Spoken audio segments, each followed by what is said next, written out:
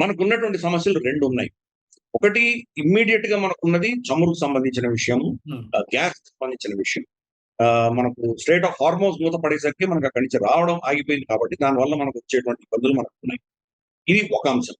రెండవది మనకు రాబోయే రోజుల్లో ఆర్టిఫిషియల్ ఇంటెలిజెన్స్, కొత్త కొత్త టెక్నాలజీస్, చిప్స్ ఏవైతే ఉన్నాయో హ్మ్. ప్రపంచమంతా దీని ఆధారంగానే నడవబోతుంది.